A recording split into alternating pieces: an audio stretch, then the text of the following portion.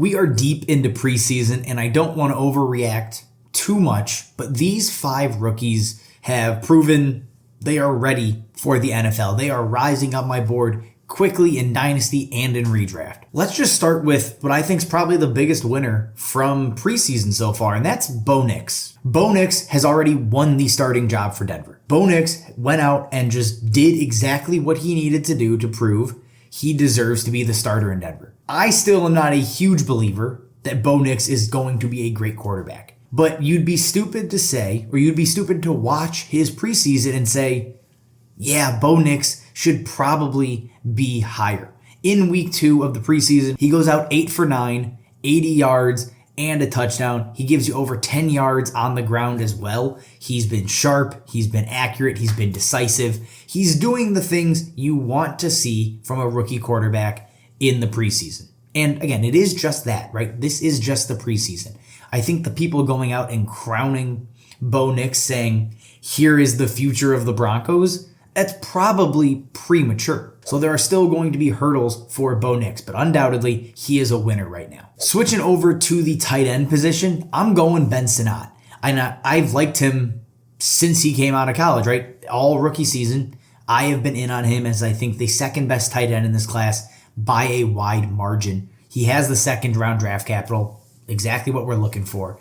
And through the first 2 weeks of preseason, caught 4 balls for 66 yards.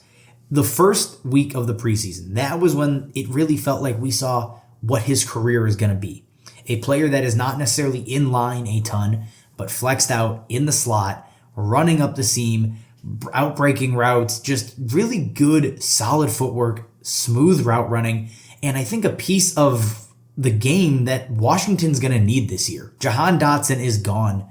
Zach Ertz is the other tight end. Luke McCaffrey, I still don't think is very good. So really, you are looking at what I think is the second best pass catcher on this roster right now. I think he has a very clear role. And yes, like Zach Ertz being there is going to be frustrating because I think he's going to be Jaden Daniels' friend in his rookie year.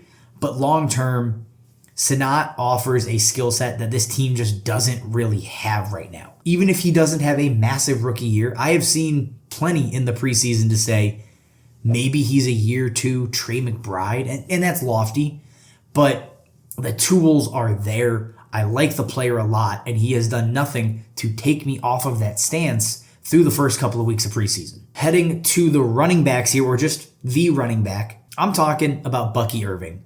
And Bucky Irving, look, we loved Bucky Irving before the combine, before the NFL draft, but he had a terrible combine. He did not get day 2 draft capital. We had to put Bucky Irving down our list. And after watching the first couple of weeks of preseason, he's moving right back up.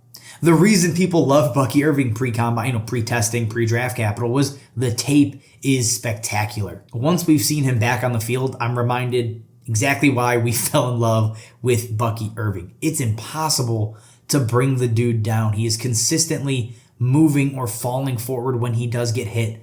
Jacob Gibbs pulled a couple of stats from week 1. 33% avoided tackle rate, 20 yards after first contact. That's unbelievable for a running back of his size, of his stature, his weight. Like, it just, you don't see it all that often. And you felt like because the combine was bad and the draft capital was bad, maybe he doesn't, maybe that doesn't translate. It looks like it's translating. In week 2, he gained 26 yards on 6 carries. Every single carry went over 4 yards. He's doing things we have not seen Rachaad White do at a great level. I think by the end of this season, Bucky Irving is the reason Rachaad White does not finish as an RB1. And long term, I think Bucky Irving has a nice career. He is just kind of rising from the dead, it felt like, in the fantasy community just because of everything that took place in March and April. But Bucky Irving is far from dead. His skill set is going to translate at the next level. And getting to our 2 wide receivers, I think these 2 guys are on very different ends of the spectrum. Let's just go with the obvious one, Malik Nabers. Yes, he gets drafted as high as he can possibly get drafted, basically. And there's already a ton of hype on Malik Nabers coming into the NFL. He has obliterated all the hype, all of the expectations just through training camp and preseason. I mean, all of Twitter ESPN, NFL Network, CBS, whatever you're watching for your sports news, you are just seeing a ton of Malik Nabers. And rightfully so. It is highlight catch after highlight catch after highlight route after just doing basically everything you want to see from him. It has been one of the noisiest camps I think I have ever seen from a wide receiver. And then when you actually put him on the field in week 2, he plays a half of football. He goes out, gets 6 targets, which is good for a 33% target share. I mean, at this point, he looks the part of a top 10 dynasty wide receiver. Like, again, the draft capital, the skill set, all of it's there, and it's loud and it is in your face.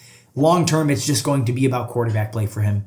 Obviously, Daniel Jones is not the guy. Not even close to it. So, bide your time. Buy him now because it's going to be fine this year and it could just explode in year 2 and year 3. And going from one of the most heralded rookie wide receivers we have seen in a long time to one that is fully under the radar.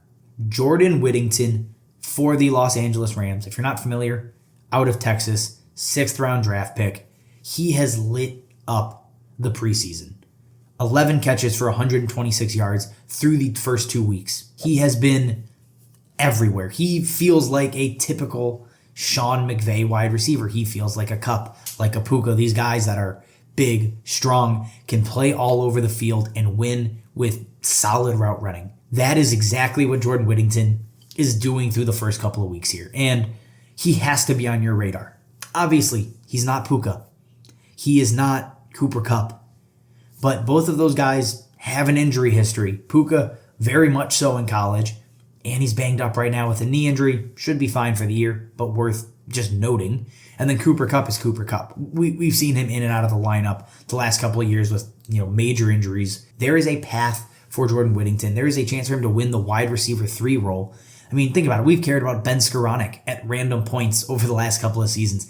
That could be Jordan Whittington. I'm not saying he's this year's Puka, but if injuries go chaotic in this offense, he could be a productive rookie wide receiver. I'll stop myself from getting too high, but just go watch the tape. Go watch the highlights of Jordan Whittington. You're going to fall in love very, very quickly.